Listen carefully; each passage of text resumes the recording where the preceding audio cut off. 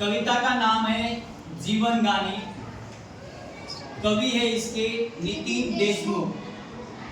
निसर्गातील विविध घटक मानव जातीला काही ना काहीतरी शिकून जातो, त्या घटकांबद्दल या कवितेतून वर्णन केलेलं आहे नितीन देशमुख यांनी। या सृष्टीचे मंजुळ गाणे जगणे मजला शिकून गेले। या सृष्टीचे मंजुळ गाणे जगणे मजला शिकून गेले। या सृष्टीचे मंजुळ गाणे जगणे मजला शिकून गेले। या सृष्टीचे मंजुळ गाणे जगणे मजला शिकून गेले। झिलमिलणारे चंद्र चांदणे जगणे मजला शिकून गेले। झिलमिलणारे चंद्र चांदणे जगणे मजला शिकून गेले। भरकटलेल्या जगात नाही संस्कारांची जाण कुणाला। भरकटलेल्या जगात नाही संस्कारांची जाण कुणाला। तुळशीवरल्या त्या पंक्तीचे जळणे मजला शिकून गेले। तुळशीवरल्या त्या पंक्तीचे जगणे मजला शिकून गेले। प्रेम काय ते कुणा न ठावे, नदी सागरा जीव कालावे। प्रेम काय ते कुणा न ठावे, नदी सागरा जीव कालावे।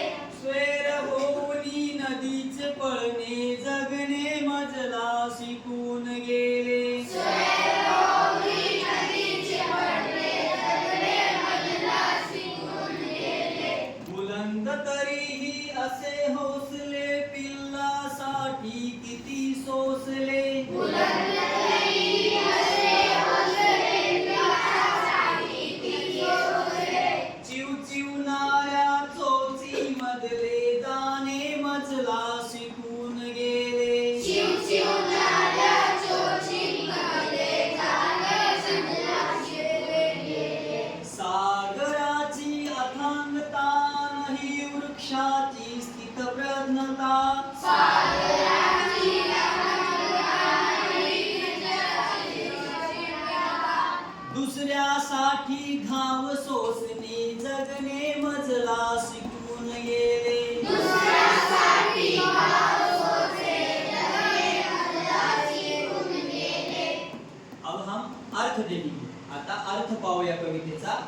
या सृष्टीचे मंजुळ गाणे, या सृष्टीचे मंजुळ गाणे जगणे मजला शिकून गेले। झिलमिलणारे चंद्र चांदणे जगणे मजला शिकून गेले। या निसर्गाचे गोड गाणे जगणे मला शिकून जाते, मला जगायला शिकवते। झिलमिलणारे चंद्र चांदणे सुद्धा मला जगायला शिकवतात। भरकटलेल्या जगात नाही संस्कारांची जाण कुणाला। तुळशीवरल्या त्या पंक्तीचे जळणे मजला शिकून गेले। देखो, भरकटलेल्या जगात, आजच्या या धावपळीच्या आणि कोणी कोणाचा विचार करत नाही, एकदम भरकटलेलं जग, या भरकटलेल्या जगामध्ये संस्कारांची जाणीव राहिली नाही। कुणाचा कुणाला, कोणी कुणाला रिस्पेक्ट देतोय असं आपल्याला दिसून येत नाही। जो तो आपल्याच मनाचा विचार करतो, मीच मोठा। भरकटलेलं जग आहे आणि या भरकटलेल्या जगात संस्काराची जाणीव कुणालाच राहिली नाही। परंतु अशा परिस्थितीमध्ये सुद्धा मी जेव्हा त्या तुळशीवरली जी जळणारी पंक्ती आहे तिच्याकडे मी जेव्हा पाहतो आणि ती जेव्हा स्वतः जळते परंतु दुसऱ्याला प्रकाश देते, दुसऱ्याचं जीवन प्रकाशमय करते, तिच्याकडे पाहून मला जगणे काय असते ते मी शिकतो। ती मला जगणे शिकून जाते। प्रेम काय ते कुणा न ठावे, प्रेम काय ते कुणा न ठावे, नदी सागरा जीव कालावे। स्वेर होऊनी नदीचे पळणे जगणे मजला शिकून गेले।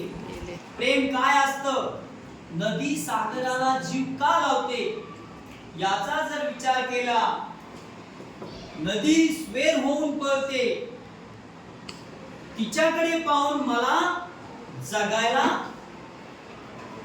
शिकवते ती की नदी जेव्हा सागराला जीव लावते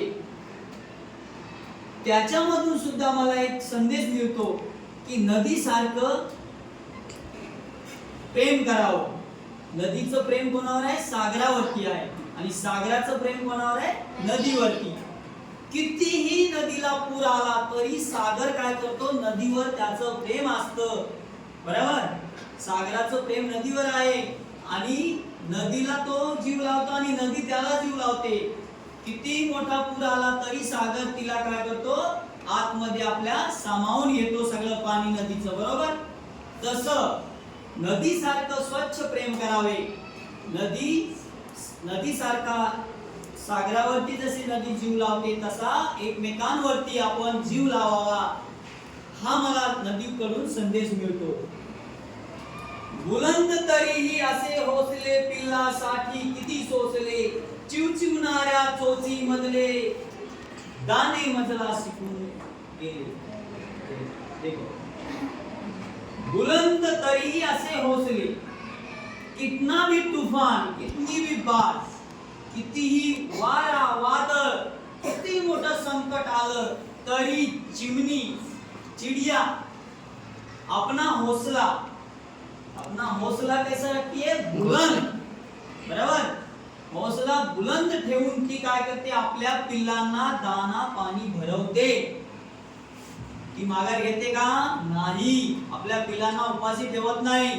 कितीही वादळ वारा, किती मोठं संकट आलं तरी ती आपला हौसला बुलंद ठेवते आणि बुलंद हौसला ठेवल्यामुळे ती या संकटावर मात करते आणि आपल्या पिल्लांना त्याच्या चोचीमध्ये दाना पाणी भरवते. तिच्याकडे पाहून मला सुद्धा एक काय ते आत्मविश्वास येतो आणि मलाही जगायला ती शिकून जाते. कोण? ती चिमणी चिडिया. सागराची अथांगता आणि ही वृक्षाची स्थितप्रज्ञता दुसऱ्यासाठी भाव सोचणे जगणे मजला शिकून गेले. अथांग सागर, इस अथांग सागर में सबको समा लेता है सागर. बराबर? कितनी नदियां आ जाती है, मिल जाती है उससे, तो भी वो किसी से तकरार करता है क्या? शिकायत करता है किसी से? नहीं. सबको अपने अंदर समा लेता है, दूसरे को इतना स्नेह देता है. और ही वृक्षाची स्थितप्रज्ञता, दुसऱ्यासाठी घाव सोचणे मतलब सह लेना. जो पेड़ है, वृक्ष यानी पेड़, खुद घाव सह लेता है. आधा काटा हुआ है, उसको काट कर छोड़ के भाग गया कोई, तो भी वो कोई शिकायत नहीं करता. ते घाव तो स्वतः सहन करतो. झाड स्वतः घाव सहन करतोय आणि दुसऱ्याला फूल फळ आणि सावली देते.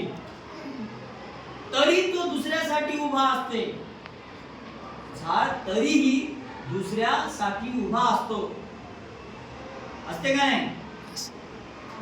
पेड़ आधा काटा हुआ है किसी ने, तो भी वो खड़ा है, लेकिन किसके लिए खड़ा है? वो दूसरे को छाव देने के लिए. झाड कोणी घाव जरी घातले त्याच्यावर तरी ते उभे आहे आणि ते दुसऱ्याला फूल फळ आणि सावली देण्यासाठी उभे आहे. स्वतः किती घाव सहन करते पण दुसऱ्याला सावली देते, शांत करते दुसऱ्यांना सावली खाली त्याच्या. बरोबर? तर त्या झाडाकडे पाहून कवी नितीन देशमुख सर म्हणतात की त्या झाडाकडे पाहून मला जगायला मी शिकतो. मला ते झाड जगायला शिकवते की स्वतः कितीही संकट आले, कितीही घाव सोसावे लागले, कितीही अपमान झाला तरी तो अपमान सहन करायचा आणि दुसऱ्यासाठी काम करायचं, असा संदेश मला त्या झाडाकडून मिळतो. ठीक आहे? असा हा कवितेचा अर्थ होता. या ठिकाणी आता तुम्ही या कवितेचा चांगला अभ्यास करा.